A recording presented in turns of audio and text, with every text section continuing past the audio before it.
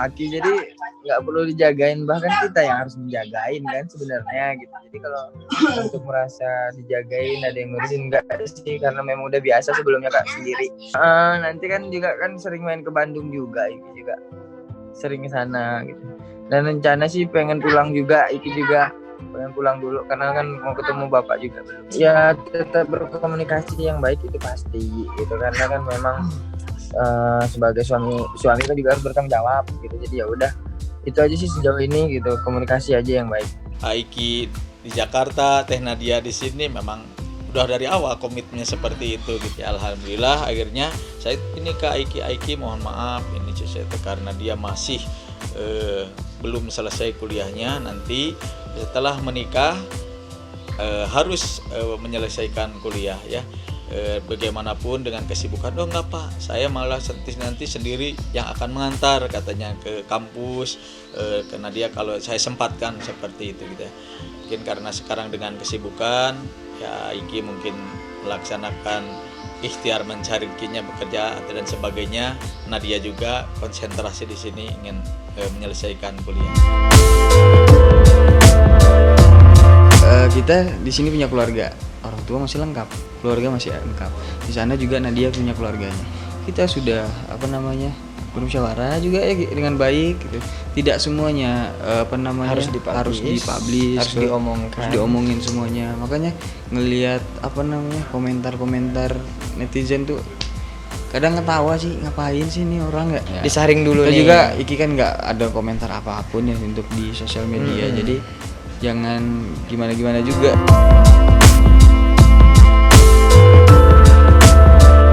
Dan sebenarnya nggak ada apa-apa sih sebenarnya gitu. Jadi ya gini loh, kita nggak berstatement aja tetap salah, gitu. Berstatement nanti salah. Jadi ya udah, bukan tidak mau untuk mengklarifikasi atau apa, dan apa yang harus diklarifikasi, nggak ada apa-apa juga. Dan kita juga biasa aja kok di sini juga. Karena orang tua juga menyerahkan sama kita, gitu, karena sudah besar, sudah berkeluarga, dan sudah segala sesuatu permasalahan rumah tangganya itu silahkan selesaikan dengan baik. Dan itu pasti adalah suatu permasalahan, pasti ada.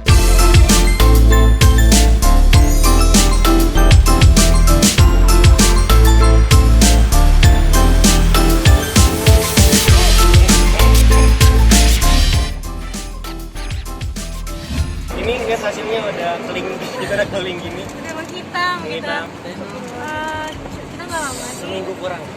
Dari 3 sampai tanggal 8 ya. Iya, segitu lah. Tapi kita kayak belum pernah liburan dari setelah menikah, bahkan sebelum menikah kita kayak reading sebulan. Kerja, dan sekarang baru dapat kayak space waktu buat liburan, dan kita kayak berusaha nikmatin banget sih. Kita kayak pelan-pelan sih, aku nggak pernah menuntut kayak gimana-gimana, karena aku juga tahu dia sibuk ya, maksudnya kayak jangan juga egois jadi seorang suami, karena kita sama-sama tahu jadi wanita seperti apa. Cuman kalau untuk dia sendiri untuk jadi istri udah berusaha yang terbaik mungkin, karena kayak kemarin dari dulu sampai sekarang ya, dan setelah menikah dia kayak udah berusaha nyiapin sarapan kayak gitu-gitu. Jadi kayak aku sih ngelihat sih ada perubahan. Kalau cuma kayak goreng-goreng pulang doang mah ada lah gitu. Banyak kita itu juga. Dia lebih ke masakan yang cepet jadi aja sih, kayak panasin daging gitu. Itu lebih ke apa ya? Pas lagi ada waktu luang terus belajar masak di rumah aja sama mama atau sama orang rumah aja, lebih kayak gitu. Dan ya mungkin kedepannya walaupun belajar sama kamu kan? Iya, aku ngajarin dong biar lebih romantis. Aku suka banget sama anak kecil dari dulu. Ray juga suka anak kecil, jadi ya memang kalau ngeliat anak kecil ya segemes itu sih, tapi ya pengen belajar juga pastinya. Lebih ke ikhtiar aja sih, pokoknya minta doa dari sih teman-teman. Selalu, cuma ya dikasihnya Allah aja. Kalau memang dikasihnya langsung ya alhamdulillah.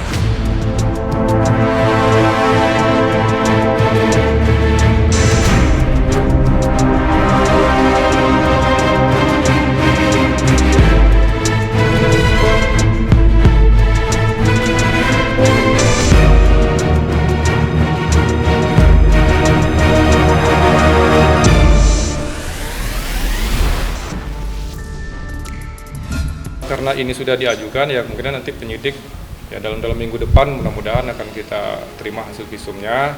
Dan itu saya saksi informasi ada dari orang tuanya ya yang ada di rumah, kemudian ada satpam, ya kita agendakan kemungkinan minggu depan akan kita jadwalkan untuk pemanggilannya. Sama hukumannya pasal 351 ya kita bisa lakukan penahanan nantinya.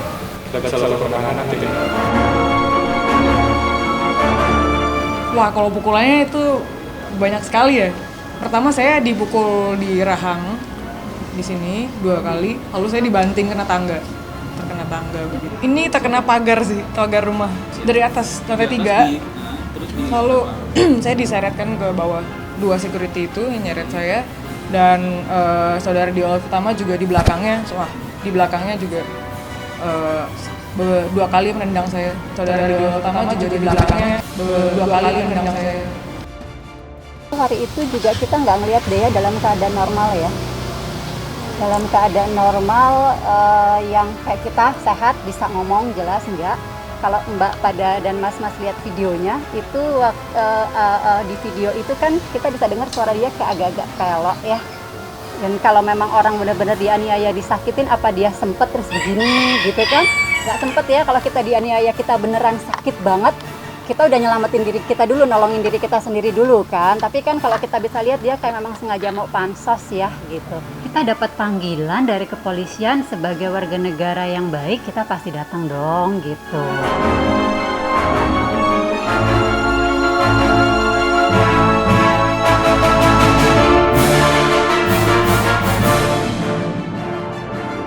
Alif minta izin kepada saya, ada temennya yang namanya Dea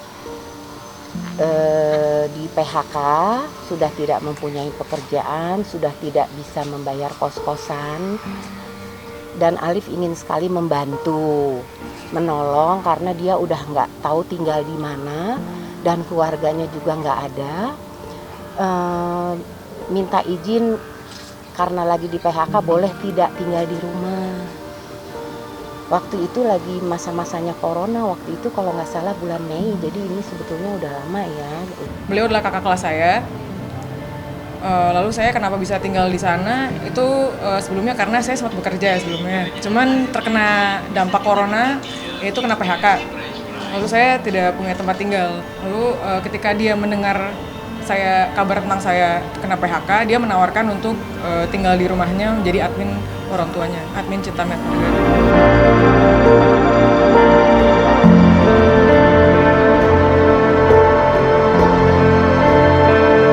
Nah, ini kan kamarnya Dea. Saya kasih kamar ini, sebetulnya kamarnya penjahit saya, tapi karena penjahit saya waktu itu saya liburkan waktu masa pandemi, jadi dia yang nempatin kamar ini. Nah, ini tuh semua isinya barang, ini udah barang-barangnya penjahit lagi ya, tadinya penuh dengan barangnya Dea. Terus ini hordeng sama dia dilakban, tuh kan masih ada lakban, bekas-bekas lakbannya. Ini tuh semua sama dia dilakban. Dari mulai sini terus dilakban, kiri kanan semua dilakban.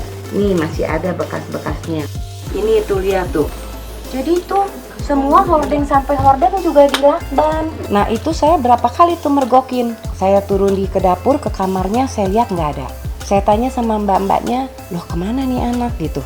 Emang dari malam juga emang nggak ada. Saya udah, aduh jangan-jangan di atas, jangan-jangan di kamar Alif. Saya naik ke kamar Alif. Saya lihat kok Alif tidur di ruang tamu. Alif kan punya ruang tamu sendiri.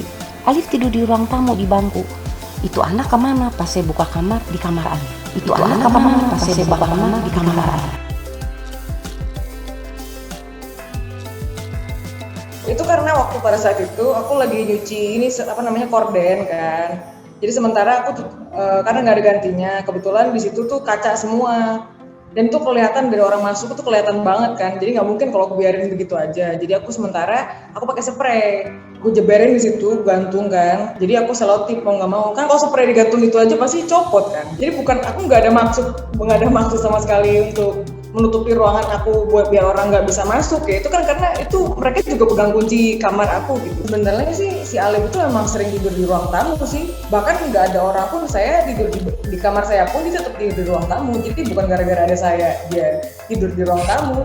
Dia memang selalu tidur di ruang tamu gitu. Jadi kamarnya nggak ada yang tidurin.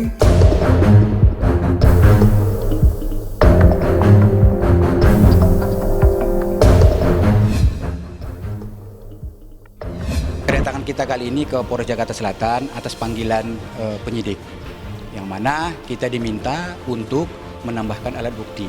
Itu yang pertama. Dan yang kedua, bahwa proses laporan ini, proses hukum ini dapat kami sampaikan, prosesnya sudah ditingkatkan dari penyelidikan ke penyidikan. Artinya proses ini telah berjalan sebagaimana mestinya. Dapat kami tegaskan, persoalan ini adalah bukan tentang semata-mata tentang dinafkahi atau tidak dinafkahi. Tapi persoalan ini adalah tentang adanya perlakuan diskriminatif dari ayah kandungnya, tentang adanya perlakuan diskriminasi. Yang mana persoalan ini muncul ketika ayah kandungnya ini mengklaim bahwa anaknya hanya ada 11. Nah, itu artinya bahwa anak dari pernikahannya dengan klien kami itu tidak diakui. Begitu permasalahan ini munculnya seperti itu, bukan ujuk-ujuk kita langsung buat laporan, tidak. Muncul lagi. Itu tidak benar ya. Kami keberatan dengan itu tidak benar. Tapi berhubung karena ini adalah masalah internal mereka di masa lalu, rasanya kurang elok kalau disampaikan di hadapan umum, di hadapan publik. Tapi yang jelasnya itu tidak benar.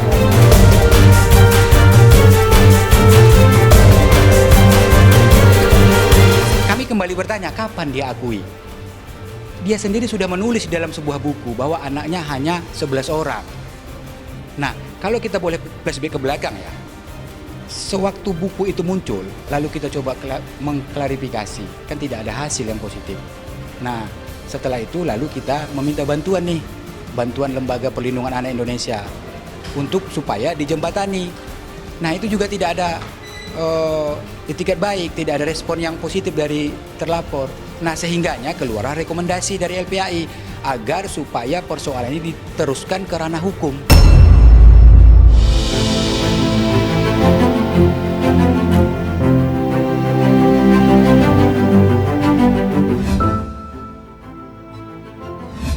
Kalau namanya anak ditelantarkan itu dari umur perpisahan perceraian, bukan pas anak itu lewat mumayyiz. Mumayyiz itu dalam Islam itu lewat masa akil baliknya. Ini udah 17 tahun dilaporin penelantaran. Yang mana yang telantar? Mak yang telantar, anak yang telantar. Mak yang telantar, anak yang telantar. Itu haknya mereka, silahkan mereka melakukan upaya apa saja. Yang penting mari kita sama-sama menghormati proses hukum yang ada. Begitu. Seorang suami punya istri, punya anak. Oke? Diberikan izin oleh istrinya untuk poligami. Ilustrasi ya. Oke, punya istri kedua. Poligami sah dan hukum. Punya anak. Nauzubillah min dzalik, kemudian hari suami ini jatuh miskin dan harus tinggal di luar negeri pada saat itu dengan kondisi yang sangat memprihatinkan. Nah, istrinya pergi nih sama anak. Dan istri ini telah menikah 3 kali setelah dari pria ini. Ini kayak novel ilustrasi aja, tanggapan kita ilustrasi aja. Oke? Nah, sekarang saat sang laki-laki ini telah bangkit didampingi oleh anak dan istrinya, istri ini hadir, namun tidak memberikan anaknya.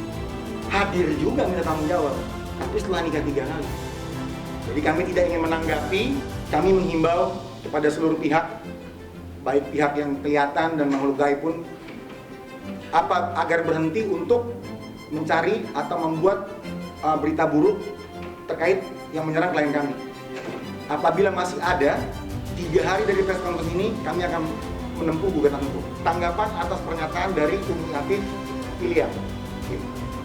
Keluarga beserta dengan kuasa hukum menganggap dan berpikir bahwa Umi Atif adalah makhluk gaib. Kenapa kami anggap makhluk gaib? Karena kami berpikir bahwa kalau memang manusia yang memang ada makhluk wujud nyatanya, pasti dia akan hadir dengan sebagaimana mestinya. Diketahui keberadaannya, lokasinya, serta identitasnya. Gitu. Yang dia maksud goib itu siapa? Yang dimaksud goib itu adalah mungkin tidak bisa muncul ke permukaan. Ini jelas, kita membuat laporan, beliau diperiksa oleh penyidik, ada dokumennya. Gimana coba? Apa yang dimaksud dengan goib di sini? Jangan ngarang, nggak bisa dengan menggunakan narasi seperti itu. Kami tetap mengedepankan Islam. Jikalaulah memang antara orang tua dan anak ini mau berdamai, kita memberikan ruang dan waktu. Insya Allah kita membuka ruang untuk Islam.